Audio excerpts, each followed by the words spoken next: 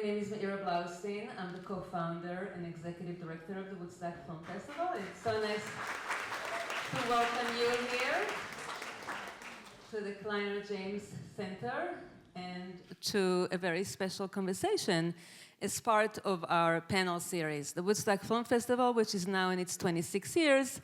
One of the special things that we do at the festival, and something that I always love and is close to my heart, are the conversations and panels.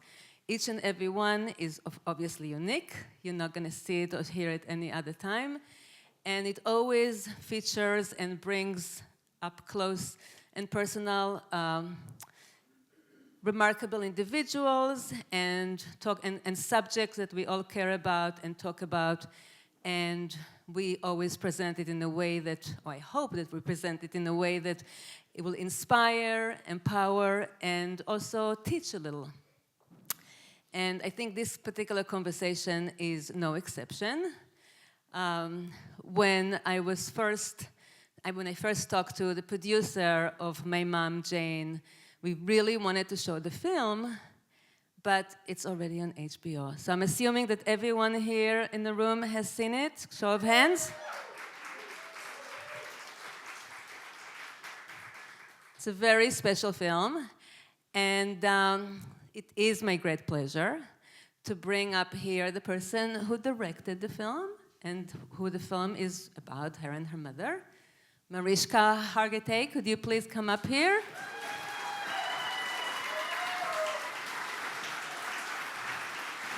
And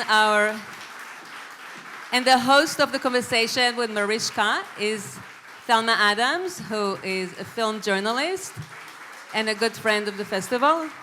Thank you, Thelma. And I leave you guys now in these capable hands. Thank you, but I'm leaving you, but I'm not going very far. Does yours work? Your microphone? Check. We're good. Check, we're good. The moment has come. Welcome. I'm so happy to see so many familiar faces. Oh my goodness, Nicole, right there, next to you. And we have great volunteers. And I think I've been coming to the festival since 2004 when I moved up from Brooklyn to Hyde Park. And I think this year the films are outstanding. I'll take it. And we're gonna start. This is what we're going to do. We're going to talk for like 50 minutes. We're going to open to a couple of questions. There are panels one after the other, so we're going to scoot you out at the end. But for now, we're living in Mariska world. Let's go there. Let's go. We're going to talk. This lady in the front row is making me so happy because she keeps going like this. And I'm like, I think I need to see you every time I start a panel. It's exactly. Cozy. Look at, she's just glowing. And there's the dun-dun bag right next to it. We're covered with this audience. I like it. And a Kushka case. Okay, we are totally on top of this. What we'd like to do is we'll start with a clip and then we'll go from there. Right. My mom, Jane Mansfield, I would assume everybody. I talked to someone the other day, they didn't know who Jane Mansfield was. So in some ways, They do now. They do now. And they know more about her than they would have a year ago. So Tim, let's run the trailer. I feel like I'm so low. I've spent my whole life distancing myself from my mother. Jane Mansfield, the sex symbol. Jane Mansfield has leaped from total obscurity to the most photographed woman in show business. How do you account for your meteoric rise to fame? I use my pinup type publicity to get my foot in the door. Her career made me want to do it differently. But I want to understand her now. I was 3 years old when my mom died, and I don't have any memories of her. And then my dad died in 2006. I've never talked to my siblings about their experiences. I don't know how the hell you got me to do this. Here we are. That's how my grandmother used to kiss it. I know you're not a fan of talking about this stuff. Anything you ask, you know I'm there for you. You have all these memories, and I'm envious of that. In the beginning, I had her to myself. She'd take me everywhere. When you're a kid, you don't know anything else. This is life. Talk to me about the persona. It was actually a character. This is a kind of an act you do, isn't it? The public pays to see me a certain way. And they get their money's worth, too. I looked the other way because I knew she was really smart. At home, she was just Jane. I've heard things that are really ugly.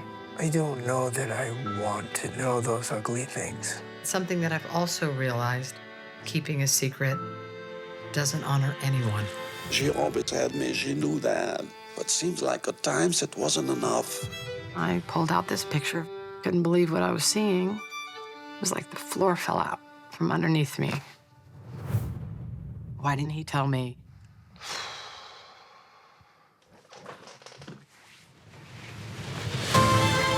Reclaiming our family story. That is what this is about for me. Because she's a part of me. I want to know her as Jane, my mom, Jane.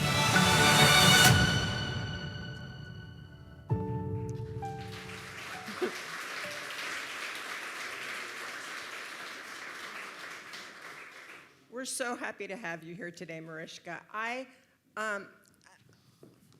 I love this movie, and I think it's looking back with empathy is when I see it.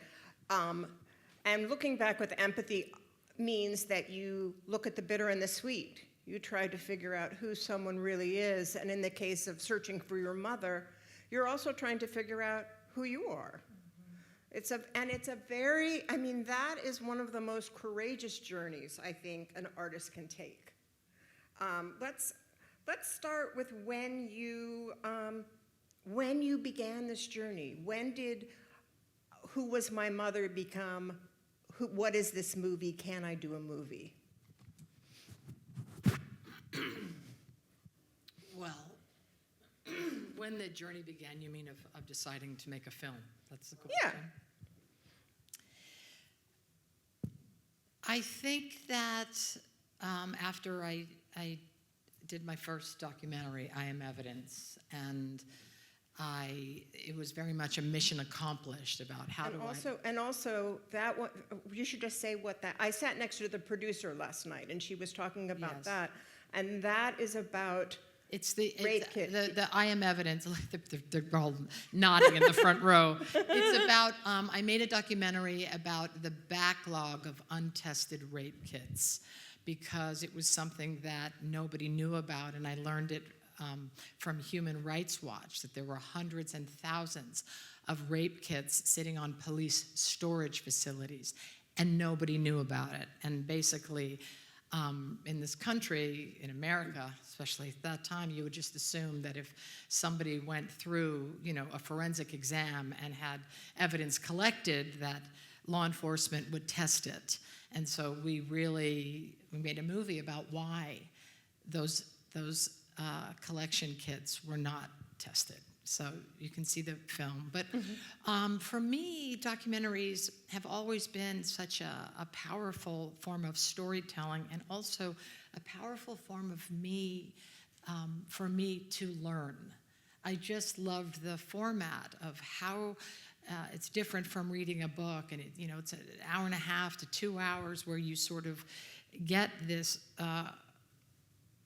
comprehensive understanding in the short amount of time of what an issue is, and you leave there, and it's a visceral experience as opposed to, again, reading. And so it's always been very powerful to me of how I metabolized information. And so after that film, I think, is when the questions started. Oh, are you going to do a movie about your mom? Are you going to do a movie about your mom? And that was in. And who was asking you those questions? Everyone. Everyone. Well, everyone, from filmmakers to, Trish, my producing partner, to friends that were close to me, to people who said, who knew that my mother had such a big story, and even people like close friends of mine who knew what a big story it was. And so I said, no, I'm not actually, move on. Because I wasn't ready. And obviously to do a film like this with a little bit of objectivity, you certainly need a certain kind of emotional infrastructure, I would say. Yeah, you do. And I was not ready, and I knew that I wasn't ready. And that was what, like how many, like 5 years ago you weren't ready, or 10 years, I'm just trying to get a well, perspective. this was, I would say 2017 is when the film came out, but Right. I wasn't ready then, I wasn't ready, and it was in 2020, during the pandemic, when I started having time to sit and think, and I started opening boxes of letters that people had written to me that I had gotten and felt overwhelmed by. All letters, people who had known my mother were sharing a story or telling me things, and I felt like it was they needed such a big response, and I felt like I needed to honor them by giving me this gift. And so I put them, and during the pandemic was a time when I said, I have time now, and so... But also, it's like a bravery thing, too. Yes. I want to come back to that, because my mother passed 2 years ago. I have 3 boxes of stuff that I got from her house, and it's still sitting in my dining room under the table. Yeah. It's like, every time I think about opening it up, it's not that I can't read what's in it. It's like what you're saying. It's that if you're emotionally open, you know it's going to take you somewhere that you've got to be strong. Very strong. And I think that for me, the complexity of having this deep longing for my mother, this deep longing to get to know her, to understand her, and want to see the similarities between us, and yet at the same time, having spent my whole life, as I say in the film, of pushing her away because it was so painful and I didn't understand, and the thought of her just brought up so much heartache and heartbreak and confusion. And so from a little girl's point of view, it was just pain and bad. And then as I grew up, I was like, oh my gosh, this person is so complicated, and I just didn't like the whole sex symbol aspect of it from being a little girl going, why can't my mom be normal? Why is she running around in a bikini and heels constantly? And just put some clothes on and like make me a meal or something.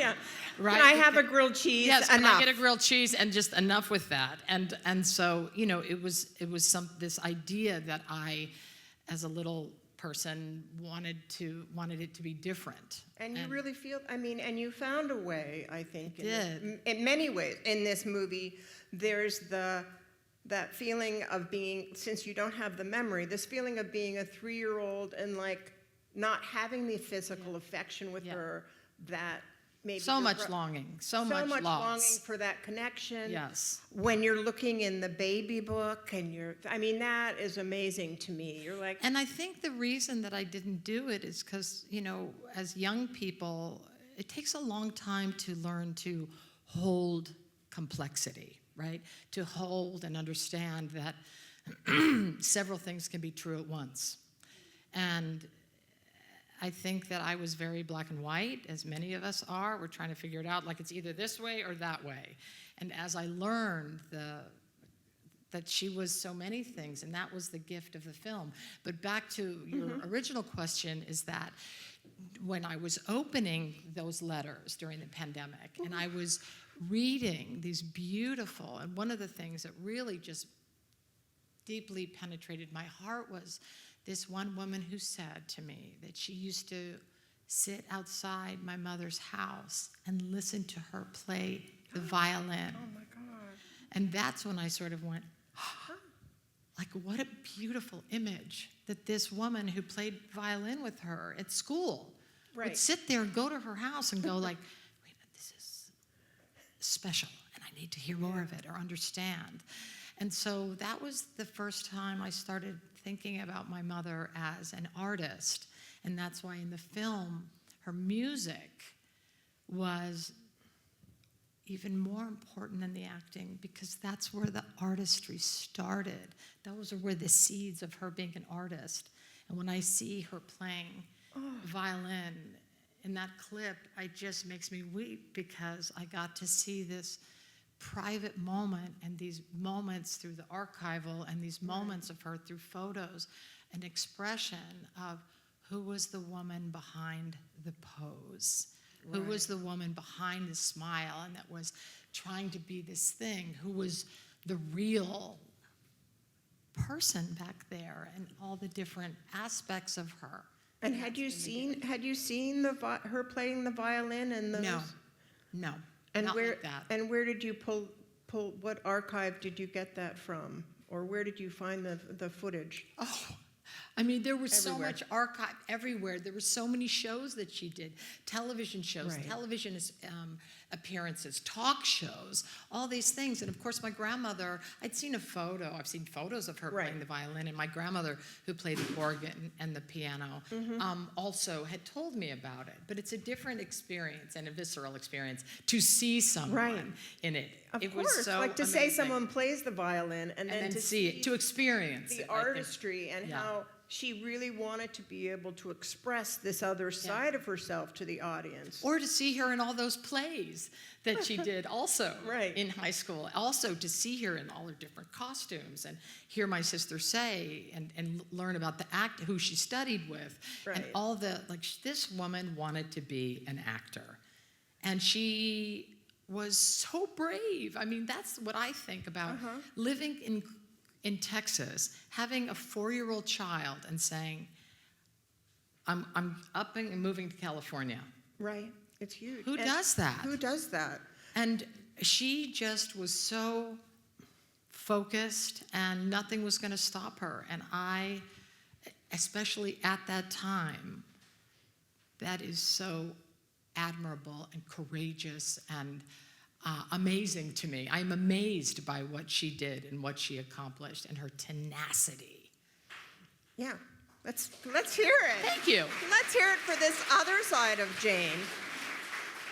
And there are many, many revelations in this film that are unexpected. And one of the ones, since we see you at 3, is to discover that Jane had lost her father at 3 in a car accident. It's like such a weird.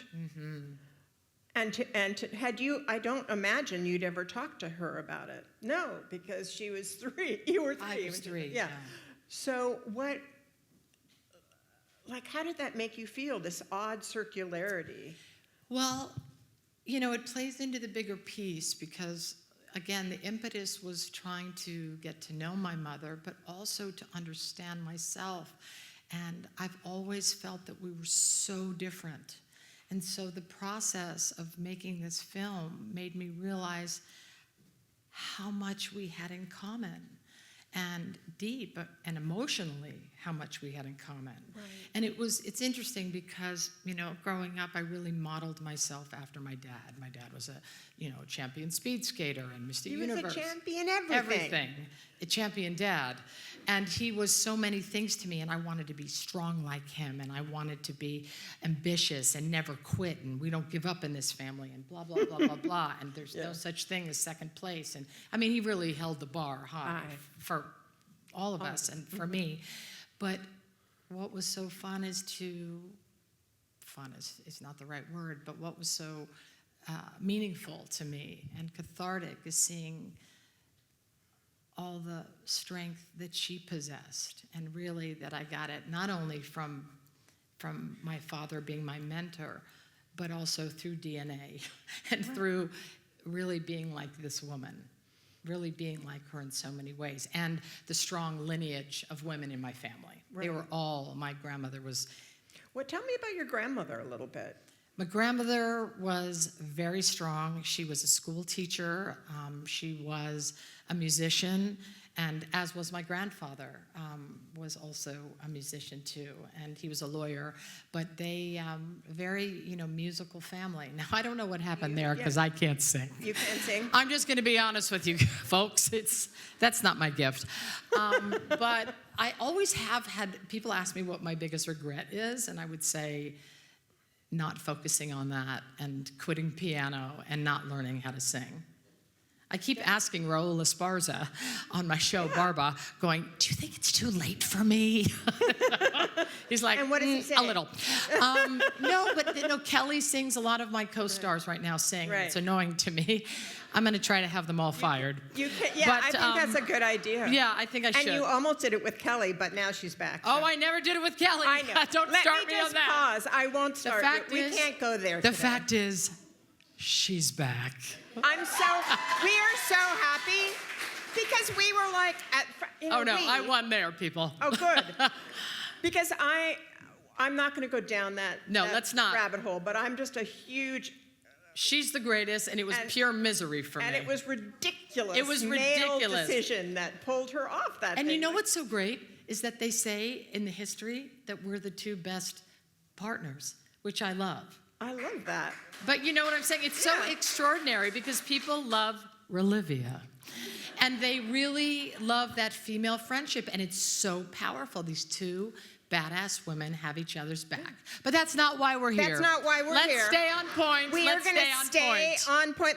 Let's go to a clip. Let's go to most photographed. Tim, you got that?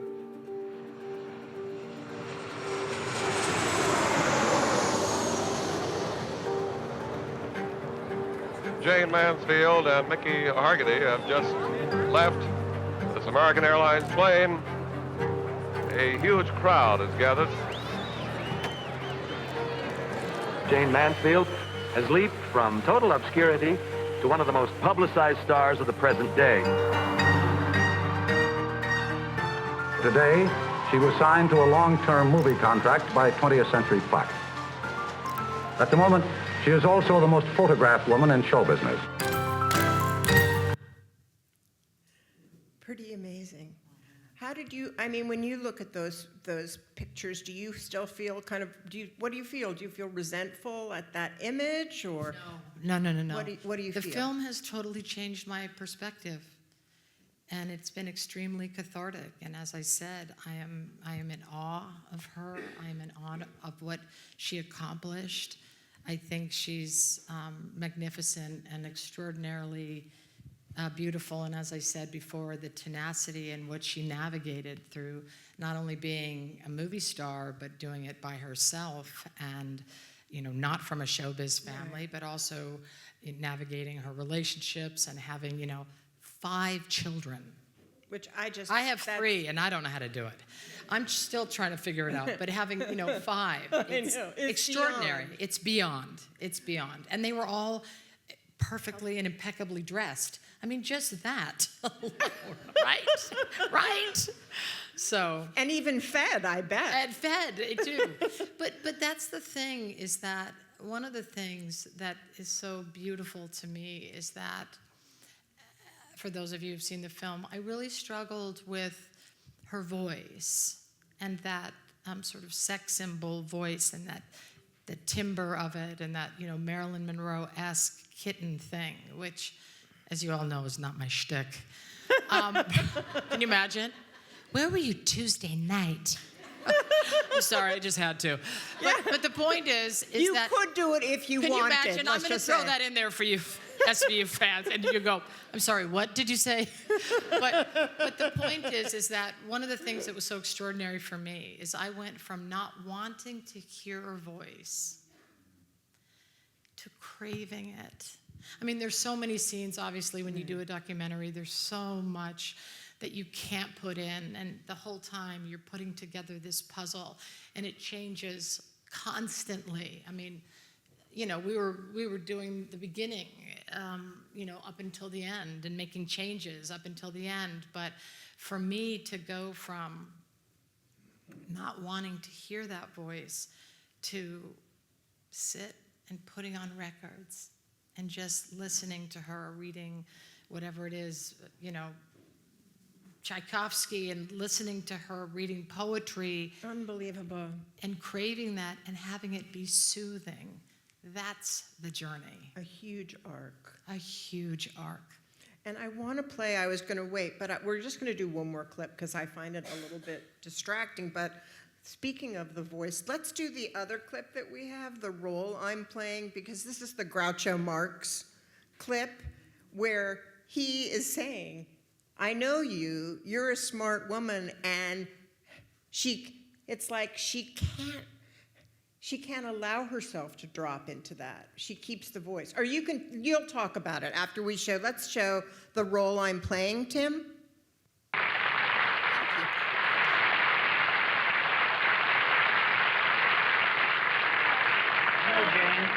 I knew this before when I did that picture with you.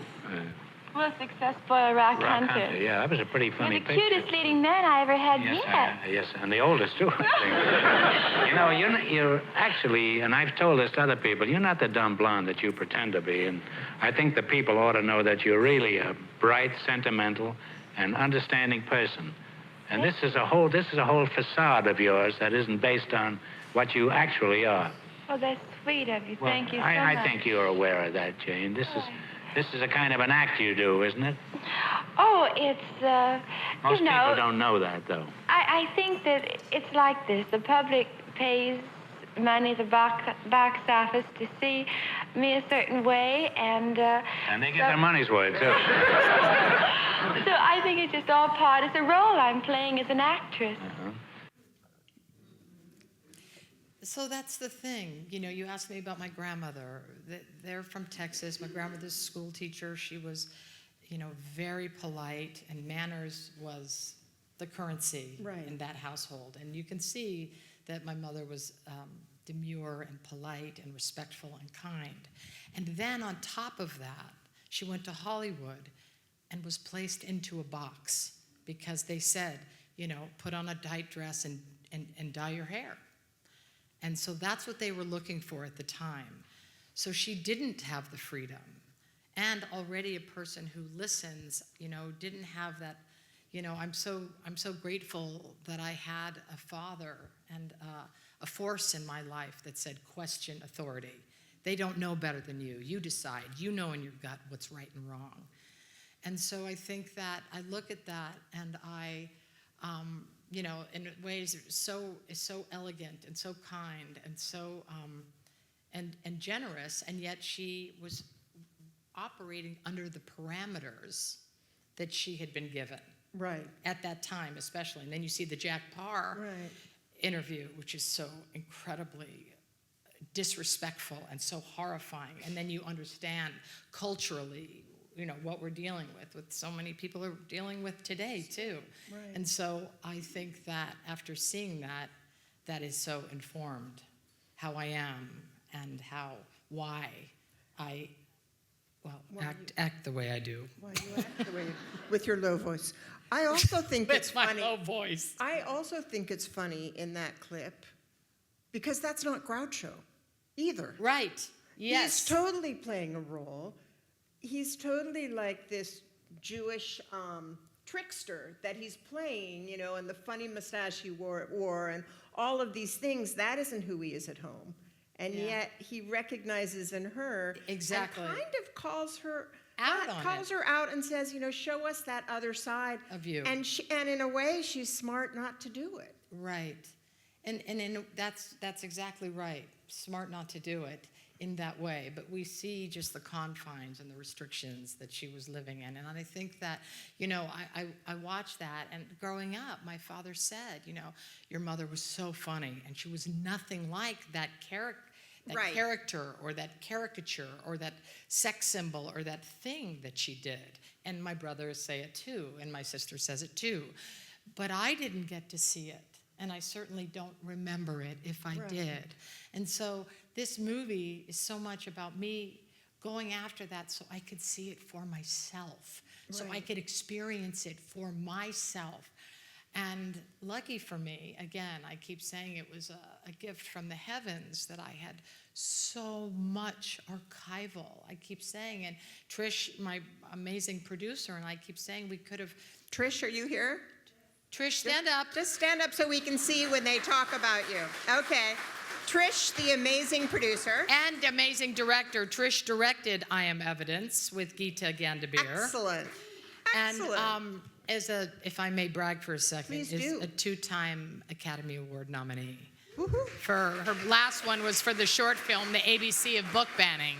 that she Oh, did. right, she did that with The Sheila. ABC of Yeah, book banning with Sheila Nevins. and she was nominated for that, and also for Gasland, nominated for that, which is an amazing documentary and a very important one, as both of them are. But what was I just saying about you, Trish? Oh, that we had. I'm not getting any younger people.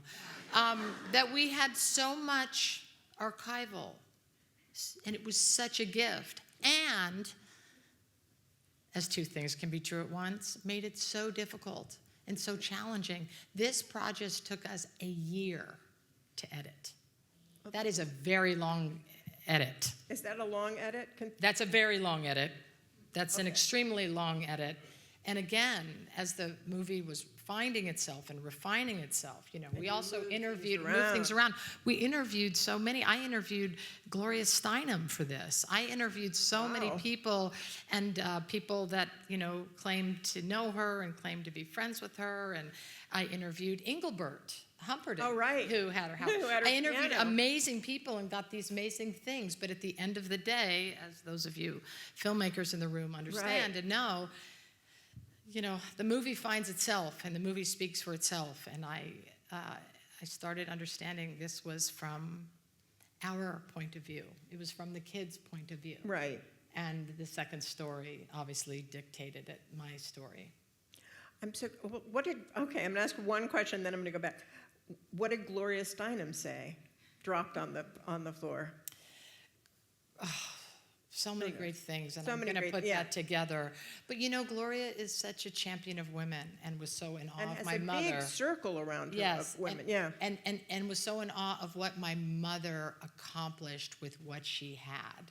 She was so honoring of my mother, and that was also extraordinary for me because I kept thinking about these other female figures, Jane Fonda and Gloria Steinem and all these other women that I have looked up to in this very specific way, and then to hear them talk about my mom was extraordinary. I had a screening for Jane Fonda and for Glenn Close because I'm lucky enough to know them, and I just wanted to hear their thoughts. And I remember when the clip of my mom with Joan Collins,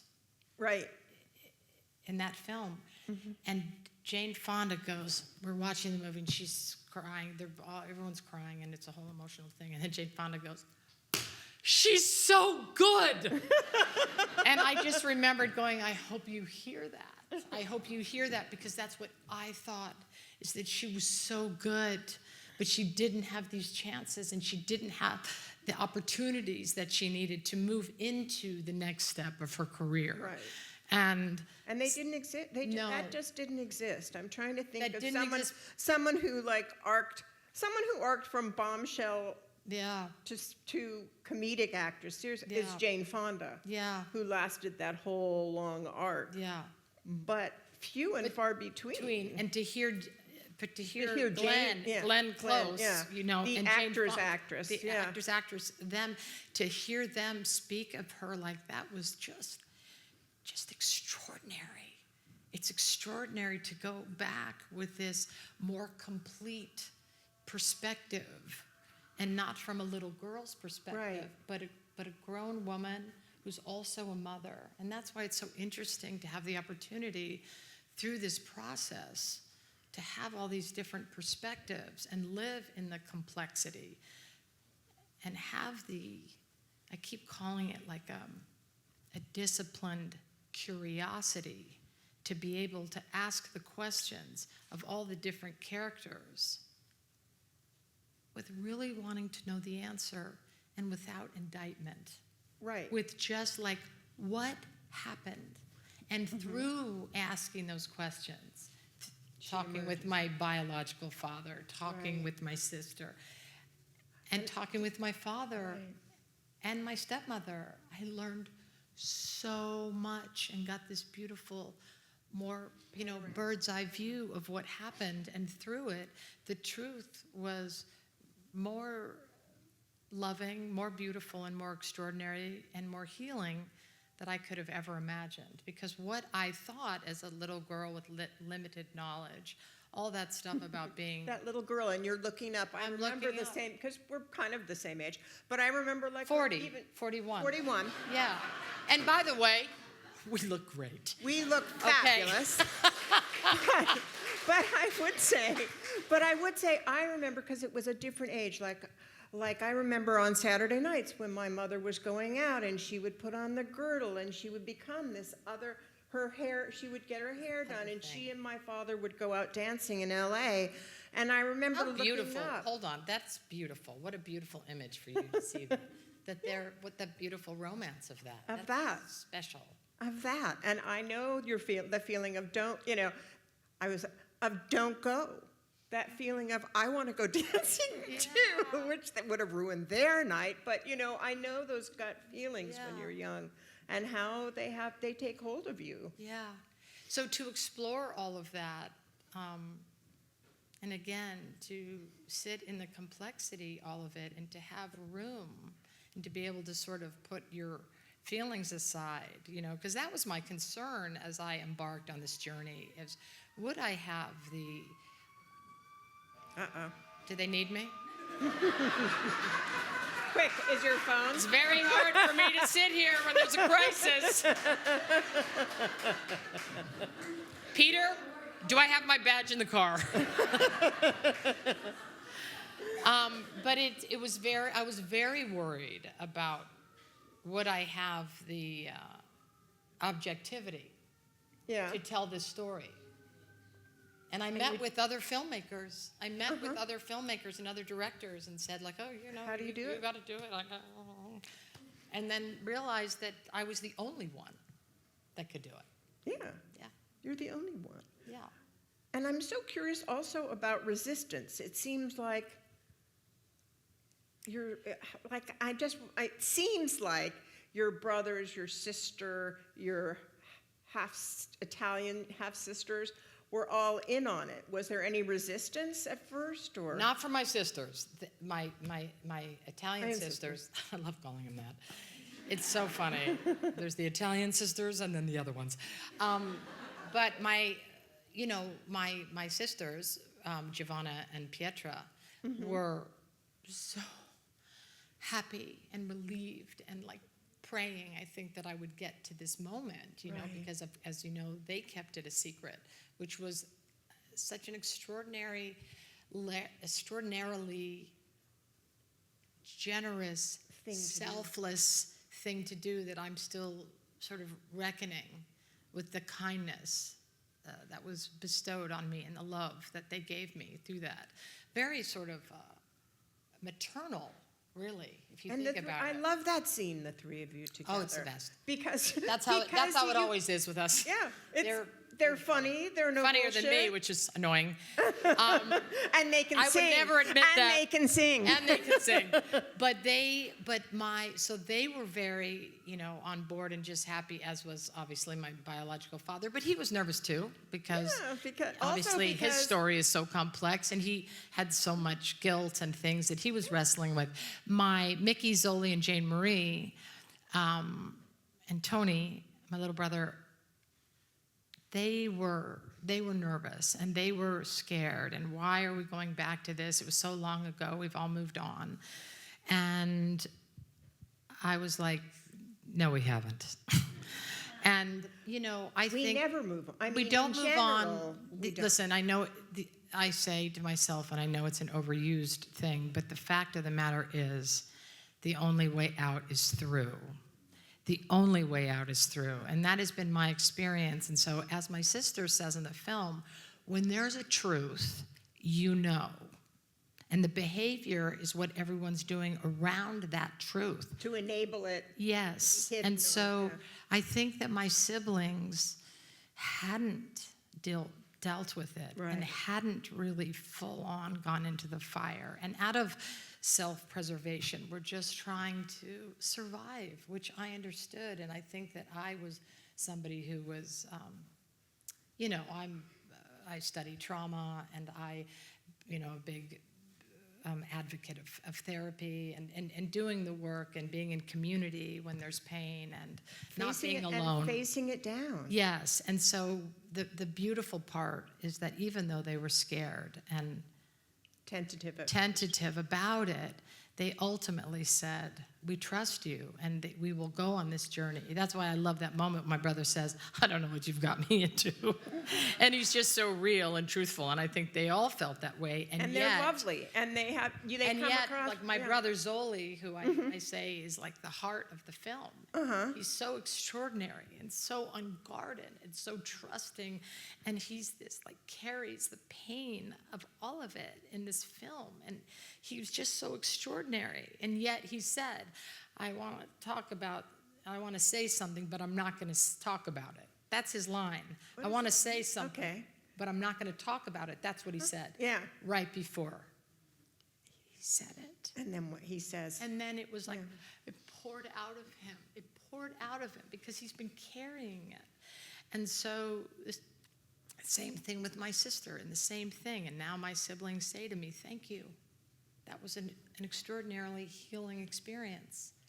Yay. And my favorite anecdote to share is when, after I flew to LA to show them the film, and we all had a group hug, and my sister said, I feel like we're 4 different people with one beating heart. Wow. And then I thought, mission accomplished. And I said, if nobody ever sees this film, my job is done. Right. My job is done for the healing that I could sort of help my siblings navigate through. And now everyone just feels, I think, freer and closer. And we were already close. Yeah. So. And also storytelling, the power of storytelling, the power of being in community. And I think this movie is a very universal film. It is. That people at the beginning, they say, oh, it's a movie about Jane Mansfield, and it turns into my story and what I carried. But at the end of the day, it's a family story, and we all have a story. And telling it is okay, and I'm stronger, better, and more healed for telling it. And so that's the invitation I say to people. Right. Not to carry Don't those carry things. it, don't hide it. I made this movie not to carry it anymore. Right. I didn't want to carry it anymore. It wasn't my secret to carry. I thought it was, but it wasn't. Right. So do you think, so now do you think you've kind of, and we're going to take a question or two in a minute, how do you think you've reshaped the legacy of your mom, Jane? Well, I feel like I got to introduce her to everyone in a more comprehensive and whole way.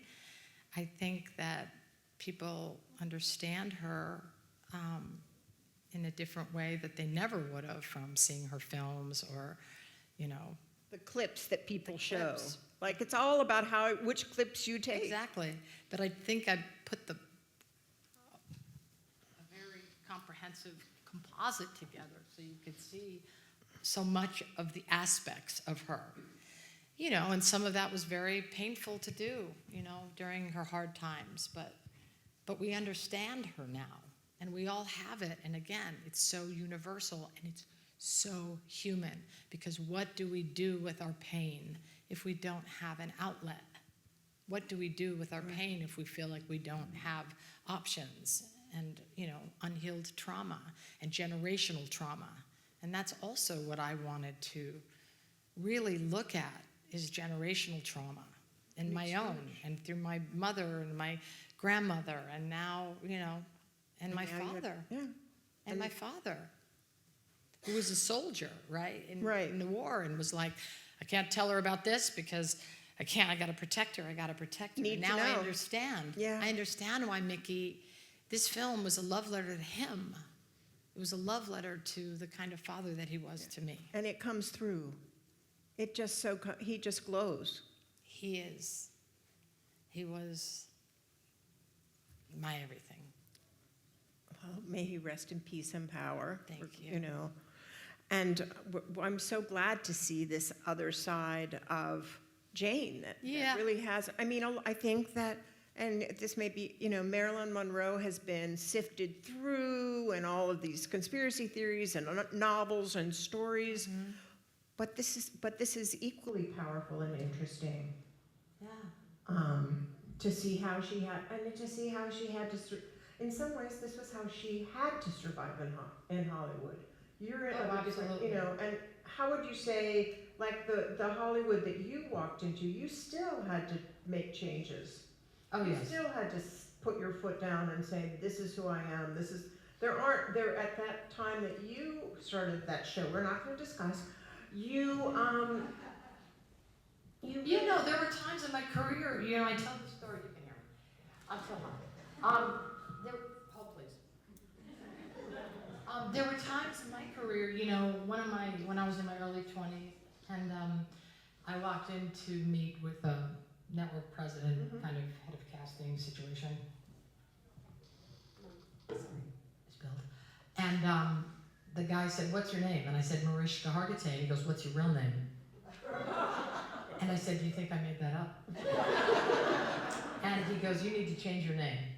And I said, "You change your name." And I've dealt with it. Yeah. But I think that I've dealt with a lot of that kind of stuff with humor, but also sending a message. Somebody also told me to get a nose job. And I just went, "You get a nose job."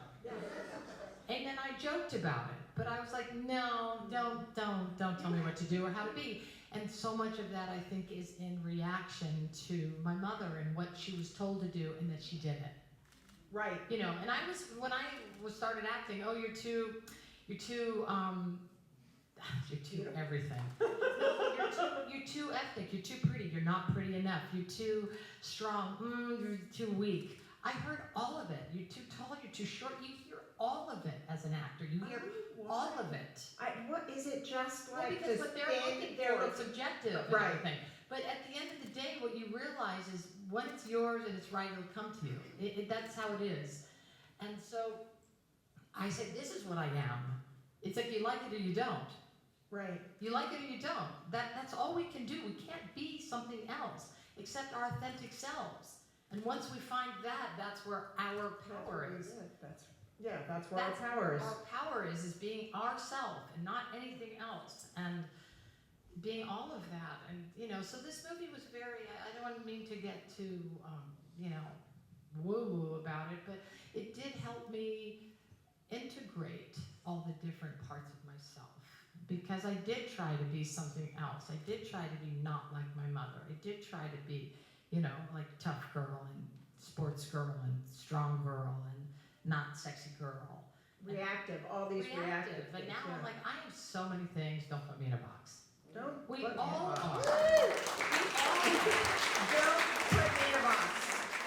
I think that maybe we'll take 2 questions because I know it's like, and we're going to take your question because you obviously are so energetic, and then we're going to have the microphone's going to come up, and then we'll take another one. And you also had a question, right? Yes. So we're just going to take Oh, look, these there's 2. a waiver back there. Oh my I know, God. but we might take a couple more. I'll answer quick. Okay. Go. Go. First, I just want to say thank you. The film is amazing. I find something new every time I watch it. So my question is, when you direct SVU, you talk about, you don't have a lot of time, in and out, you direct for 2 weeks and you're done.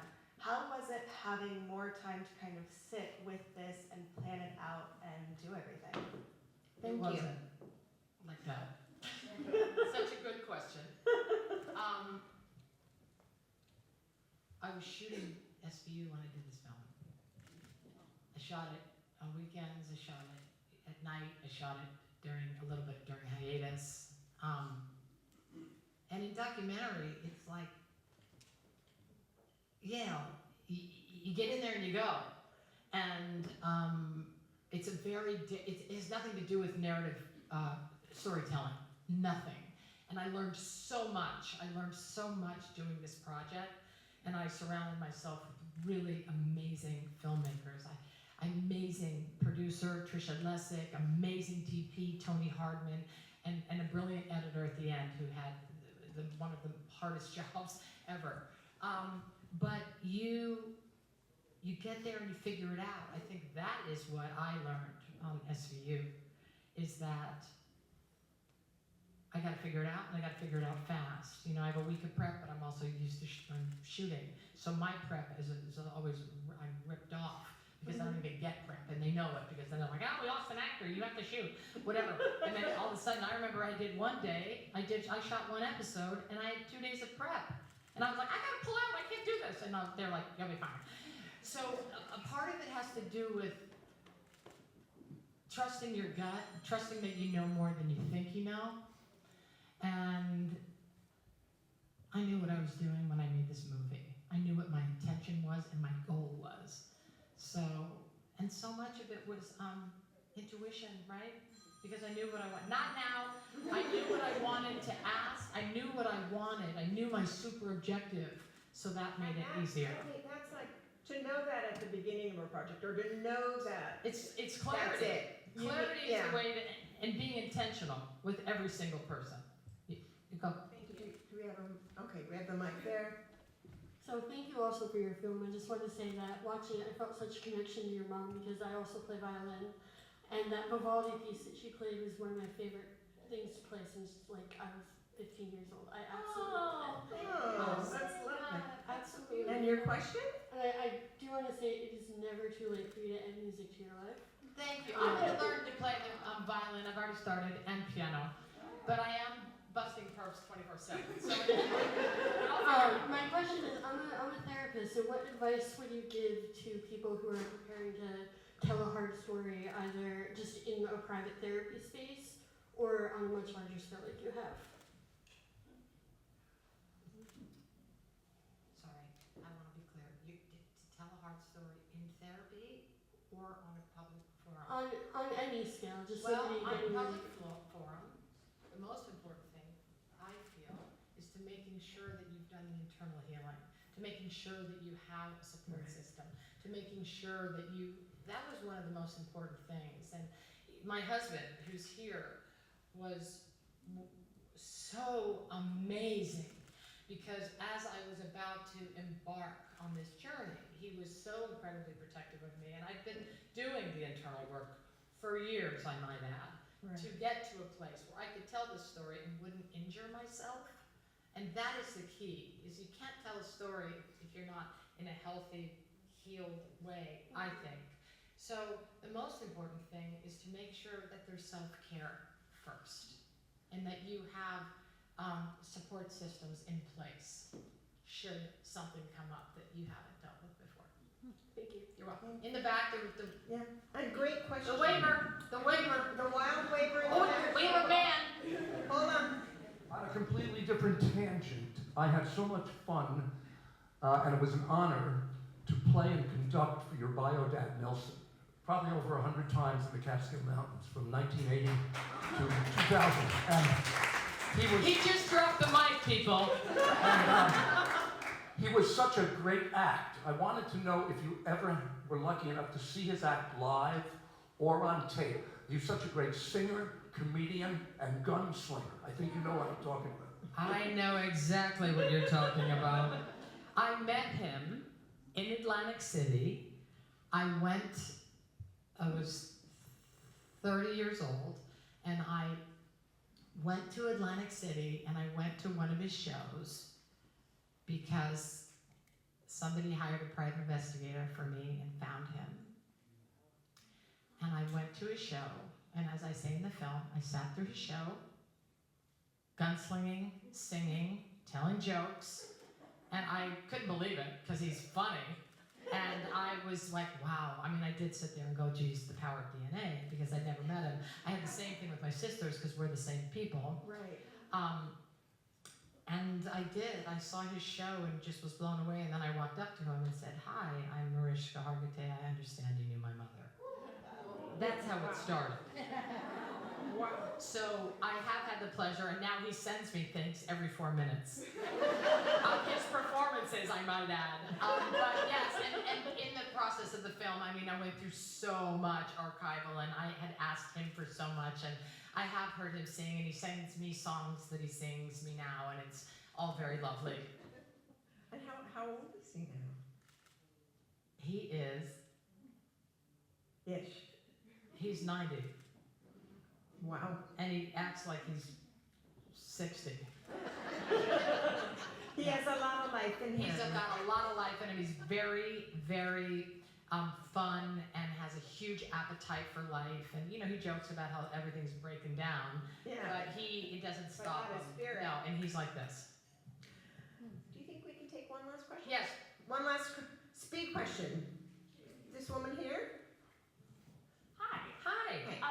So you've spoken a lot about how prior to this film, you kind of felt like you had a complex relationship with the word mother in general and just the whole concept of it. I guess as someone who very much so understands that feeling, I guess I'm just wondering if you feel like you're experiencing a new feeling or something's evolved in your relationship with your own children after you've done all that work healing your own wounds.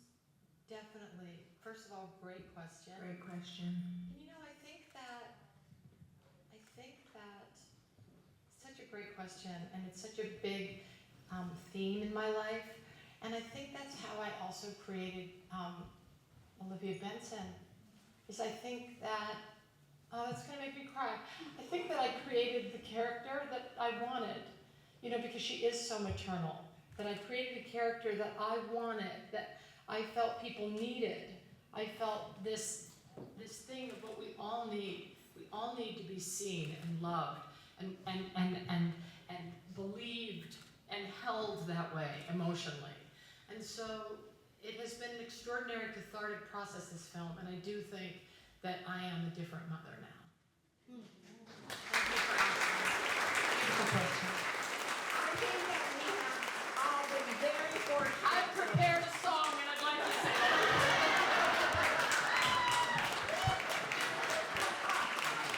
Could you imagine? You know what? Next year. Next year. We're going to practice Blue Moon all year, and then we'll come back and sing next year. Thank you very much. Thank you.